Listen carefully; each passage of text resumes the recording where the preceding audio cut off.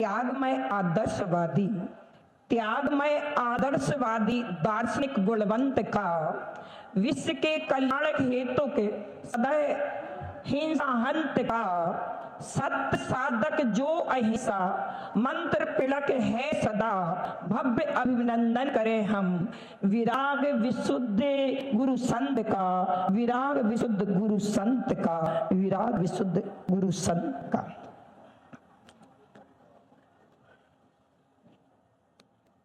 आज वह भारत का दिन है कि ऐसी परम वृद्धि दीक्षा गुरु आचार्य विराग सागर जी ने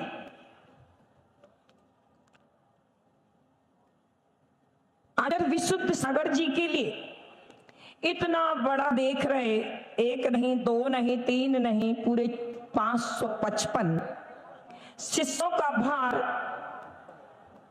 इनके कंधों पर। तो उस समय मुझे भी मालूम नहीं था क्या होता है, ये भी नहीं मालूम था। बस हम लोग संबेशकर जी की यात्रा में निकले 2009 की बात है, और हम लोग संबेशकर जी की यात्रा पर निकल करके संबेशकर में पहुंचे और चपमास पुरुलिया के बाद मुर्शिदाबाद डिस्ट्रिक्ट लालगोला में चतुर्मास किया। वहां से विहार करते हुए फिर पुनः संबेशकर आए, और बिंद श्री माता जी की एक सूचना आई कि माता जी आपको आना है।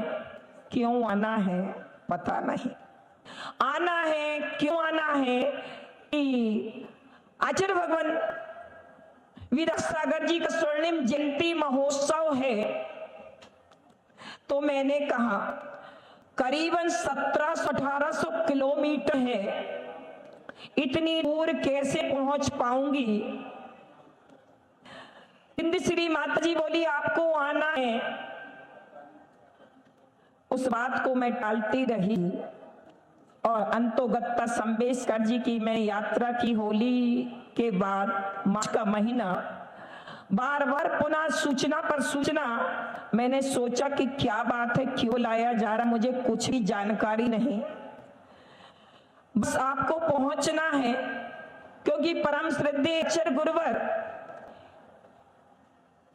युग प्रतिक्रमण करने जा रहे हैं। जब ये सत्य सुना तो मैंने कहा चलो, फिर भी मैंने टालने का प्रयास किया। अंतोगत्ता पहुंचते पहुंचते 51 दिन में संबेशकर से जयपुर की भवानी निकेतन में इसी 3 मई को 30 से 40 किलोमीटर का विहार करते हुए पहुंची। 3 दिन का उपवास अंतराय, 2.5 घंटे में चूलगिरी से सीधे भवानी निकेतन पहुंचे। यहां से गुरुदेव जा रहे थे मंच पर, और वहां से मैं आई, और आने के बाद देखा तो हालत इतनी खराब थी।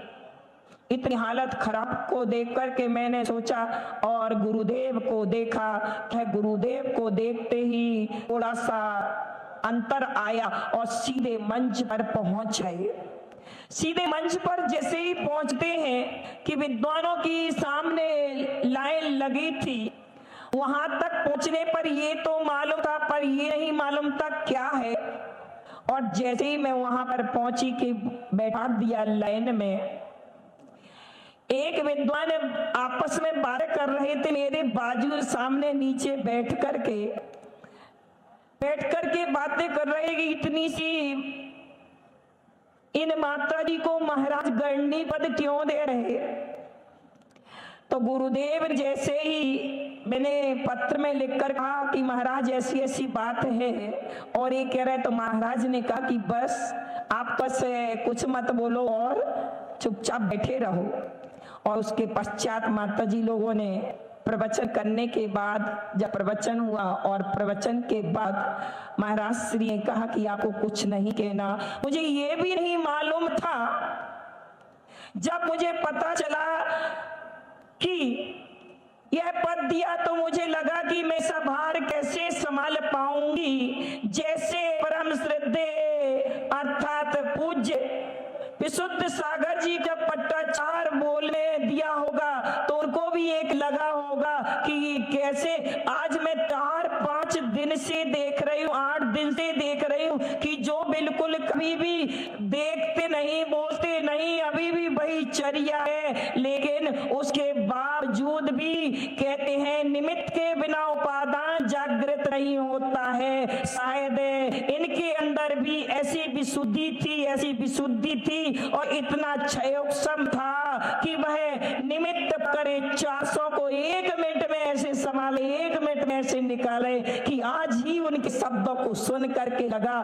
कि वाकई में निमित्त जब होता है तब अंदर की शक्ति को जागृत करने का एक अवसर आता है। तो वह पंडित ने भी जब वो शब्द सुने और कहा कि मैं तो सोच रहे थे कि महाराज किसको दे रहे, शायद सभी लोग भी सोचते होंगे, पर इनकी इस इनकी इस निमित्त को देख करके पट्टाचार निमित्त भले हुआ है, पर इनके अंदर की जो प्राण शक्ति थी वह आज मैं स्वयं इसको महसूस कर रही हूँ। बस मैं परम श्रद्धेय आचार्य गुरुवर से कहती हूँ कि आपने जैसे एक भार परम श्रद्धेय विशुद्ध सागर जी को दिया, हम सब 3-4 गणी को दिया था, वह निरतिचार रूप से पंचाचारों का पालन करे और शिष्यों को भी पालन कराए। मुझे भी जो आपने महाव्रत दिए थे उन महाव्रतों का स्वयं पालन करूं और इन शिष्यों को भी पालन कराने में मात्र मैं श्रद्धेय पूज्य विशुद्ध सागर जी से एक ही बात कहूंगी कि जैसे गाड़ी चलाने के लिए उस सर्विसिंग करना पड़ती है तब वह गाड़ी सुव्यवस्थित रहती है, उसी प्रकार से हे गुरुदेव हम भी इस पद का निर्वाह तो कर रहे हैं, लेकिन इसमें अगर कोई भी गंदगी आ जाए तो आप अर्थात इस इंजन की धुलाई अवश्य करते रहना, ताकि इस इंजन की धुलाई होकर के साफ सुथरे, कहीं ये महत्वाकांक्षा, ये कहीं यश कीर्ति आदि के माध्यम से बह ना जाए और अपने संयम के मार्ग से चलित ना हो जाए। ऐसी भावनाओं के साथ मैं पूज्य श्री के चरणों में एक बात और कहूंगी कि पूज्य श्री का आपने कभी, शायद सबने इतने सारी बातें की पर एक शब्द नहीं कि इनका जन्म 7 माह में हुआ था। कितना? इनका जन्म 7 माह में हुआ था, जैसे श्री कृष्ण का जन्म 7 माह में हुआ था। जब जी जन्मे थे तो सभी लोगों ने कहा होगा, मुझे तो मालूम नहीं, कि ये कोई ना कोई एक दूसरा लला आया है, दूसरा कृष्ण आया है। कंस के द्वारा जैसे फैली हुई अनीति, अत्याचार, कुनीति थी, उसको नष्ट करने के लिए श्री कृष्ण ने जन्म लिया था। और आज ही मैं श्री के मुख से सुना है, बेहद खुशी, अंदर से खुशी हुई कि इस कलयुग में अर्थात मिथ्यात्व की बुद्धि से ग्रसित पंचम काल में अगर ये संतवाद, पंथवाद, निर्ग्रंथवाद चल रहा है, ये वैराग्य का मार्ग है, वीतराग का मार्ग है, वीतराग विज्ञान ही इस जैन धर्म का मुख्य उद्देश्य है। तो ऐसे मार्ग में जो सोनगढ़, देवगढ़ और कोई कौन से पंथ चले, तो मैं पूज्य श्री का एक वाक्य में हर मंच पर एक शब्द मैं लूंगी कि पूसरी ऐसे श्री कृष्ण ने कंस के द्वारा फैली हुई अत्याचार अनुति और कुरीति थी उसको ध्वंस किया था। आज आपका ये पट्टार महोत्सव, आपका ये जो पद है, इस पद का ऐसे निर्वाह करना जैसे आदि सागर ने आदि की प्राप्ति के लिए जंगलों को चुना था और महावीर कीर्ति ने महावीर की कीर्ति बढ़ाई थी और विमल सागर ने विमलता दी, सन्मति सागर ने सन्मति प्राप्त करके तपस्या की और आचार्य व्याग सागर ने 555 शिष्यों के लिए चाहे अचेतन में जो जी रहे थे, इंदौर की इस धरा पर इंद्रियों के विषयों के दौर में जी रहे थे, उस इंद्रियों के दौर के विषयों से निकलकर इष्ट के दौर में आकर ऐसा वैराग्य का बीज दिया। अब आपको पूसरी अब 555 क्या जितने भी इस संसार में जैन धर्म को अपनाने वाली वीतरागी मार्ग पर चलने वाली ऐसी चैतन्य आत्मा के अंदर भी ऐसी विशुद्धि की धारणा कि इनके अंदर संतवाद पंथवाद निर्ग्रंथवाद निकल करके एक नंबर बाद आ जाए, बस इस शब्द आपका चारों तरफ गुंजाए मान हो जाए, इस सुमति धाम में सबको सुमति की प्राप्ति हो जाए। ऐसे लला अर्थात श्री कृष्ण इस कुरीतियों को नष्ट अवश्य करेंगे। इस गंडी पद की से पद में आई हूँ तो मैं आपसे एक काम चाहती हूँ कि आपके दोनों पाद मेरे हृदय में जब तक मेरी ये विशुद्धि बढ़ते क्षीण से कसाय में पहुंचकर अरिहंत अयोगी अवस्था में ना पहुंच जाए, तब तक मुझे ये विशुद्धि की प्राप्ति होती रहे।